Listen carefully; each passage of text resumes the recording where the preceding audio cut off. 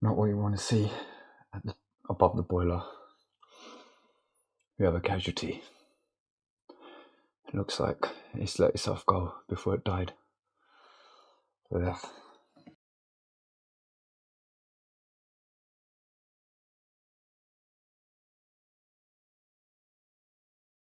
How are we doing, everyone? Welcome back to another day in the life of a gas engineer video. Thank you for tuning in as always. I know you guys make time out of your busy weekend schedules to watch these videos, and I really do appreciate it. So thank you for everyone that's tuning in. Thank you for everyone who's also subscribing, liking and commenting on the videos. It all makes a difference. I'm not going to keep this intro too long. I'm going to let you guys crack on with the video. It's just a mixture of jobs, again, from, well, a jobbing gas engineer. So hope you guys enjoy it, and I'll catch you on the next one. Take care. Right then, after yesterday's absolute nightmare of a job, I don't know whether I'm putting this as the next video or part of the same video, but if you haven't seen the last video, or if it's not part of this video, that job was a power flush, which went fine, but then at the end, the boiler just decided to airlock itself. So if you haven't seen that video, or if I haven't put it as part of this video, go back and watch it. It was a nightmare job. Today's a new day, so I've had a nice rest, went home, spent some time with my family, just chilled out. Today's a new day. Sun's out. I'd like to say the guns are out, but they're not at the moment. So let's get in and crack on with the first job. This one's a fairly straightforward one. A customer's getting a new kitchen worktop fitted tomorrow, I believe. So I've just got to come here today, disconnect the hob, cap it, remove the hob. Once the worktop's been in, either they're going to get me back or they've got another guy who's going to come back, who the job was basically passed on to me by colleagues, but he wasn't able to get around here today. So I don't know if he's going to come back and replace the hob or if it's going to get me back. But either way, today I'm just here to literally drop test, cap the hob, remove the hob, another drop test, and make sure the boiler's running. So let's go on and see what we can do here. Okay, so this is the hob going to be just disconnecting. So I'm not removing it because there's nowhere for them to put it at the moment. So I'm going to disconnect and cap the gas pipe underneath, and then when the worktop guy comes to change the worktop, he'll just lift it out, put it somewhere safe, and then obviously pop it back in place. So underneath we have got a, well, I don't know if you can see right down there, there's a gas cock there. So I already done tightness test, which is all sound. So I'm going to try and disconnect it from there and just cap it above the gas cock, and then just turn the gas cock off so that at least the boiler and everything will still stay running. So yeah, just get this out, let's get that disconnected.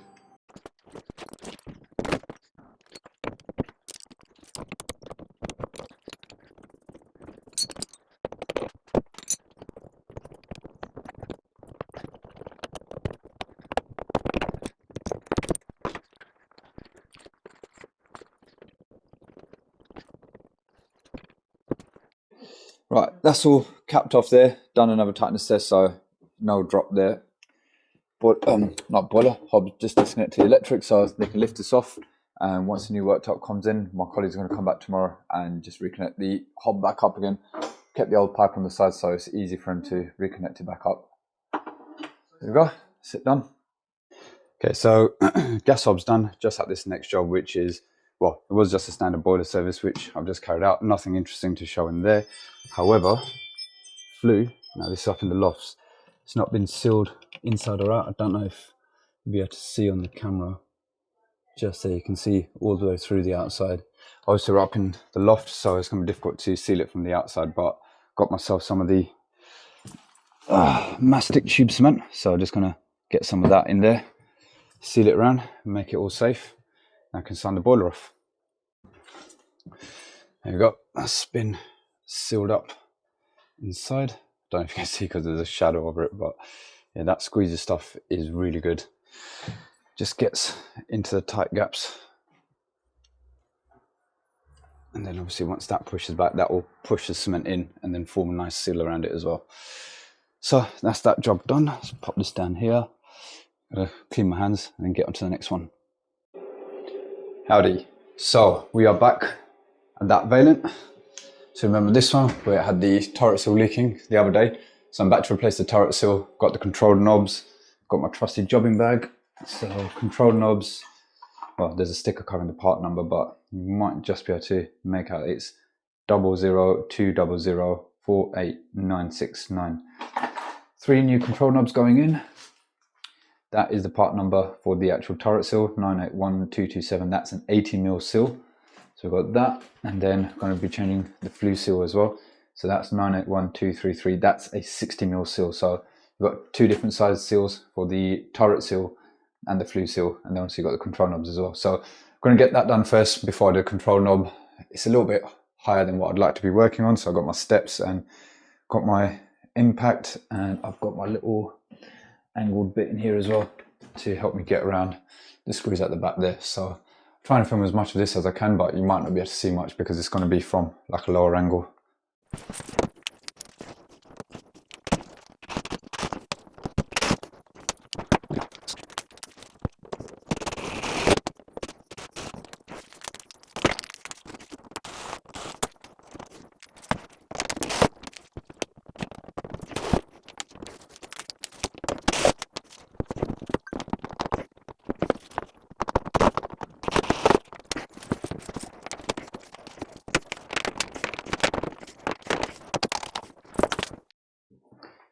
So this is my method of taking this out. I will put a link in the description below of how I do a turret seal, because I've done a dedicated video on it. But I leave the elbow attached to the turret because I find that when you leave it like that, you have a bit more room to basically pull it up and then out towards you. Whereas if you try and undo the elbow from the turret, you have very little room there to try and lift the elbow up and then pull it out. You can't get it out. You may be able to, but the flue's been sealed here, so there's no movement there. But this way I find I can just pop the whole thing out. And then up here, let's have a look.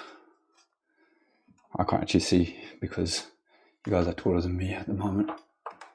But now I can see that turret seal. It's completely perished. There you go.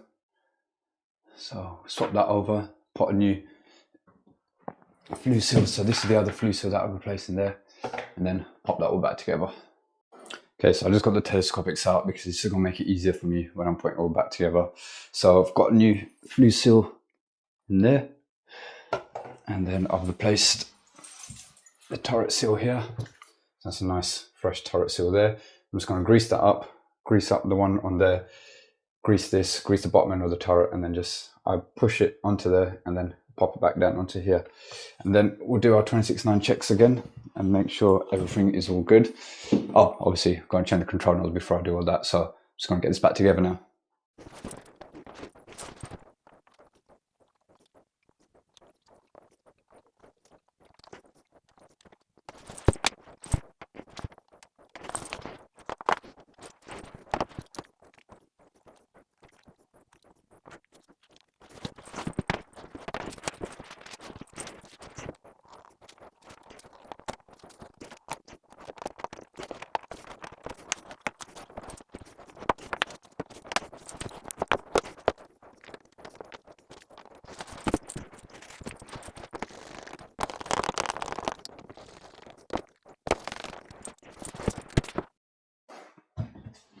Okay, so that's all back on. I've screwed the turret down, but I haven't put the clamps on yet. I'm going to do my sweep test now with my analyzer to make sure that I had it once or twice where when I've pushed it down, if it's a bit tight, it sometimes pinches the seal.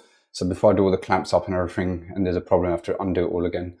I'll leave it like this, check that all the seals are in properly, do a sweep test, make sure I'm not picking up any readings, and then I'll put the clamps and everything back on. So let's just get that bit done now first. Right, let's run hot tap.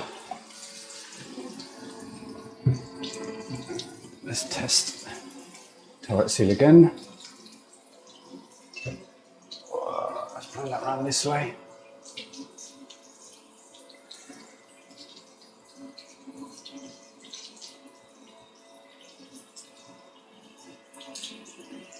There we go. No seal. 20.9502. Just move that around a bit. I'll wave that around.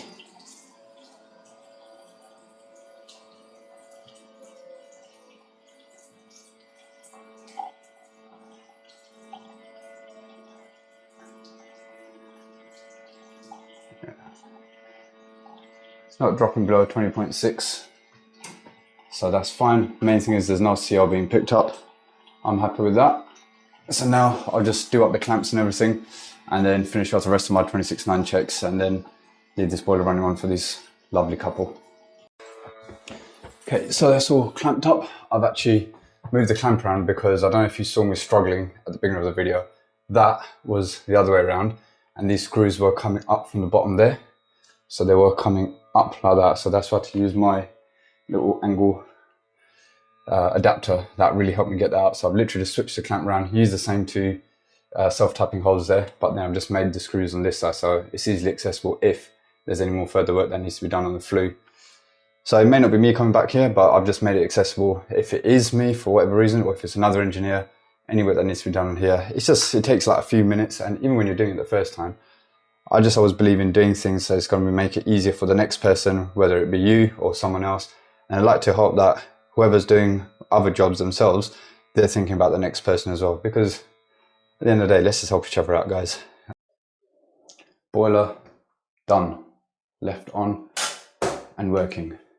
On to the next one.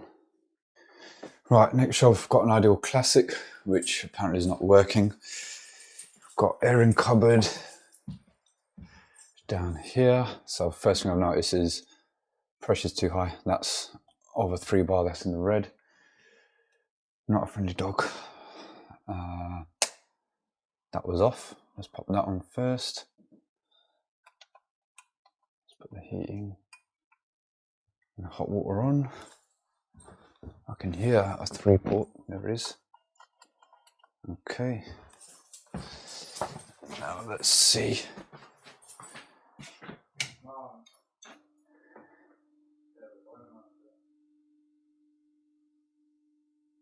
Right, I can hear a humming sound. Don't know if you can hear that off the mic. It sounds like the fan. Sounds like windings on the fan might have gone. Right, let's get the case off and have a look, see what's going on inside. Not what you want to see above the boiler. We have a Casualty. It looks like it's let itself go before it died. So yeah. Right, let's do a test on the fan. Right, I've got 230 at the fan, but it's not spinning. Let's see if I can get it to spin.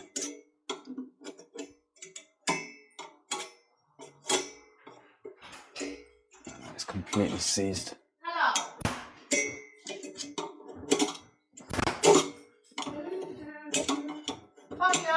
Hiya. Right, your fan's gone. Okay. It's completely seized up. Right. I mean, this boiler is an old boiler. We're aware of this. Yeah. And what it is basically houses will be sold. Right. But obviously, I'm prepared to put in a cheap boiler. But obviously, if we can fix this, we just tie this over. Yeah. Until we can book in to get another boiler. Yeah. I mean, it's going to need a new fan because that fan is completely seized. Seized, yeah? It's not, because sometimes I can flick it and it will start going, but it's just completely... So how quick can we get this done, do you reckon? I'll have to check my diary. Might be able to get back tomorrow if I can get hold of a fan. Worst case will be Friday. Yeah? And do you think that's all that's the problem? Yeah, there's power going to the fan, but it's just not spinning, so... And also, how about this pressure? Have you looked at the... Yeah, your pressure's very high. You just need to bleed a radiator. But I don't know, so that's I need to pay you to do that as well. Yeah, that's fine. I can do that all on the same day then. Singing and dancing on anything, everything up and running. Yeah. And boiling kettles. Right, can I offer you a cold drink? Or... No, there's not much more I can do today. No? So I'm seeing if I can free this up, but if it's not going to get freed up, then... No, I'll let you do what you've got to do then. No problem. Would it make no difference then if you bled the radiators today? No, because until the fan's working, there's nothing that can happen, no. Right, okay, brilliant. I'll see if I've got some fan oil to lubricate it a bit and see if that will help it move, but I doubt it. Yeah. Right. I've used a bit of this fan oil and I think we may have some luck just to tide them over this evening. Let's see. That's spinning more now. Oh!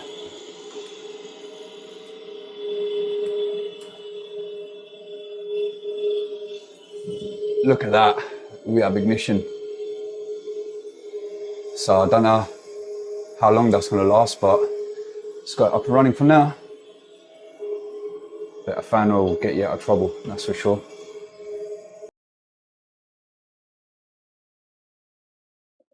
How are we doing, everyone? I've got Irene with me today because we've got a bit of an issue with childcare, so I've had to manage to cancel some jobs, but there's a couple of small jobs that I've got to do today, such as changing a rad valve and a service. I might have another service to do, so I'm going to take him along with me, see how long he lasts. We're fully loaded, got his bag, got his snacks, got his drinks, got everything that we need to try and tackle this day together. Yeah? What shall we do first? Shall we go in and fix a radiator? No, fix the boiler. You want to fix a boiler? Yeah. Okay, we'll see if we can fix any boilers. Okay, so this one's a leaking lock shield, so I'm going to go and have a look at it and see what it is. Okay, so from the pictures I thought it might have been the lock shield valves, but it's not. It's actually these ISO valves here that are leaking directly from these shut-off points. So got another 2 ISO valves because the compression couplings, I think I might actually be able to use the compression couplings. Yeah, they seem to be the same height otherwise, because these ones that I've got are slightly longer. So I thought I might not be able to use those and I might have to use another ISO valve, which I'm not really keen on here. But I think I should be able to get away with a compression coupling. So luckily we'll be able to shut that off, shut both ISO valves, then just get the wet back on, drain the pressure out, swap the valves over. And Arian's well entertained at the moment. Say hi. Hey. Right, let me crack on with this in the meantime.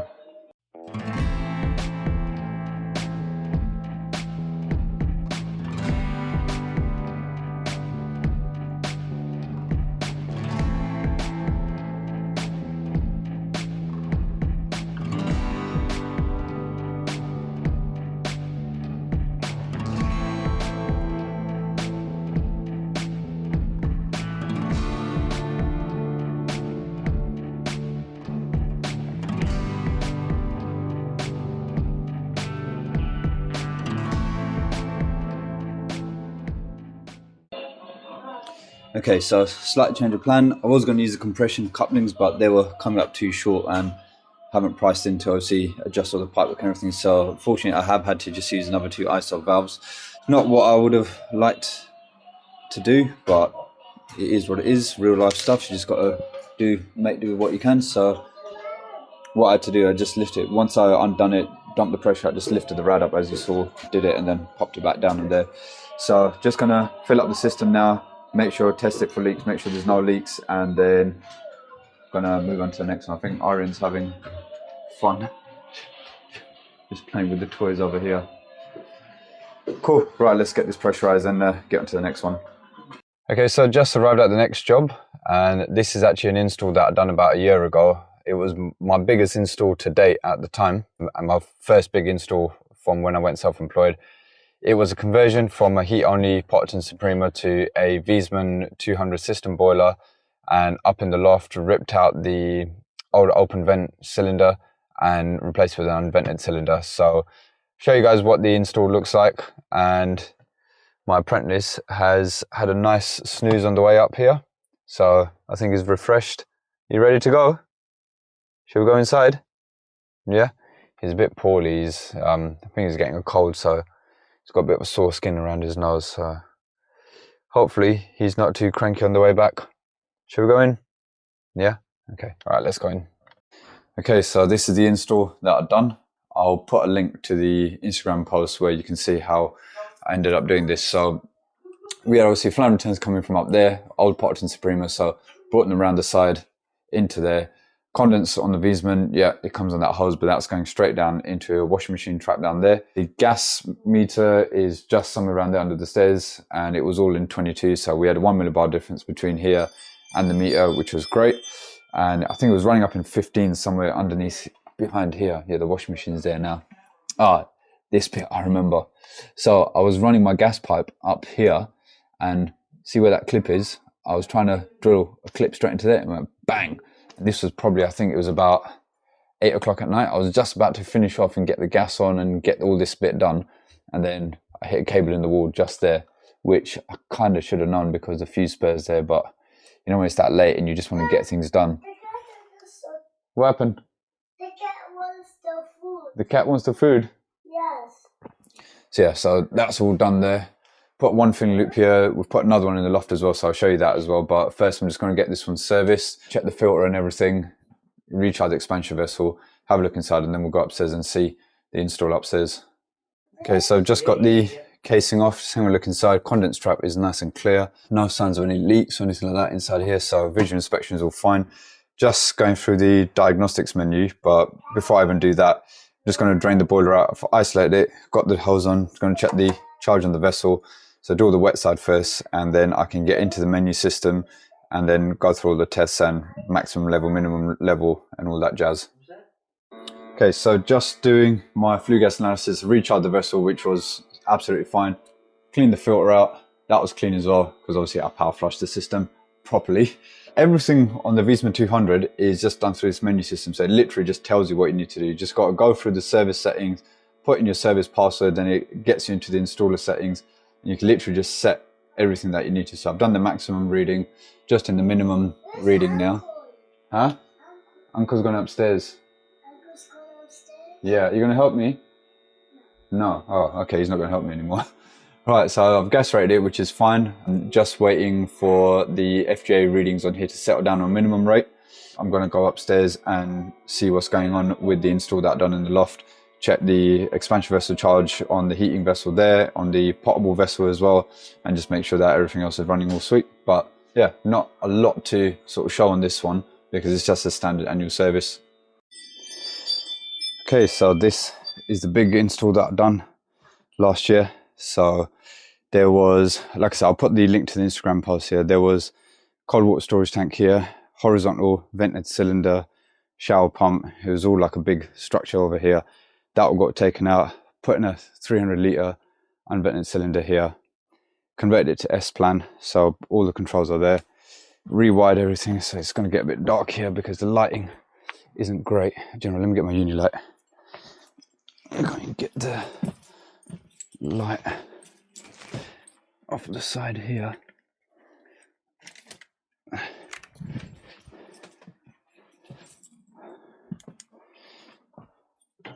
we go.